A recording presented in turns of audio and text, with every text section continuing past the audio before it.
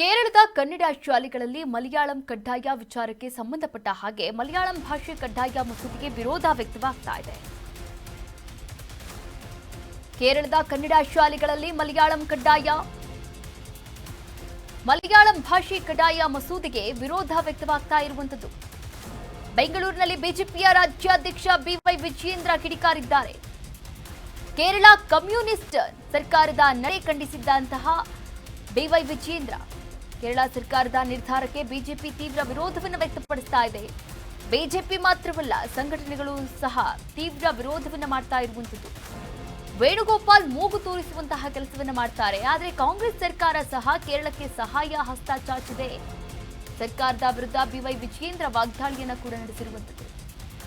ಕೇರಳದ ಕನ್ನಡ ಶಾಲೆಗಳಲ್ಲಿ ಮಲಯಾಳಂ ಕಡ್ಡಾಯ, ಮಲಯಾಳಂ ಮೊದಲ ಭಾಷೆಯಾಗಿ ಆ ಒಂದು ಕಾಯ್ದೆಯನ್ನು ಜಾರಿಗೆ ತರುವಂತಹ ನಿಟ್ಟಿನಲ್ಲಿ ಕೇರಳದ ಸರ್ಕಾರ ಇರುವಂತದ್ದು. ಈ ಕುರಿತಂತೆ ಬಿಜೆಪಿಯ ರಾಜ್ಯಾಧ್ಯಕ್ಷ ಬಿವೈ ವಿಜಯೇಂದ್ರ ಅವರು ಕೂಡ ಕಿಡಿಕಾರಿದ್ದಾರೆ, ಮಾತನಾಡಿದ್ದಾರೆ. ನೋಡ್ಕೊಂಡು ಬರೋಣ. ರಾಜ್ಯದ ನಮ್ಮ ಕರ್ನಾಟಕ ಗಡಿ ಭಾಗದಲ್ಲಿರುವಂತಹ ಪ್ರದೇಶದಲ್ಲಿ ಅಲ್ಲಿಯ ಸರ್ಕಾರ, ಕಮ್ಯುನಿಸ್ಟ್ ಸರ್ಕಾರ, ಕನ್ನಡ ಶಾಲೆಗಳಲ್ಲಿ ಮಲಯಾಳಂ ಭಾಷೆಯನ್ನು ಹೇರುವಂತ ಒತ್ತಾಯಪೂರ್ವಕವಾಗಿ ಮಲಯಾಳಂ ಭಾಷೆಯನ್ನು ಹೇರುವಂತ ಒಂದು ಕೆಲಸಕ್ಕೆ ಆ ಸರ್ಕಾರ ಕೈ ಹಾಕಿರುವಂಥದ್ದು. ಇದು ಖಂಡನೀಯ.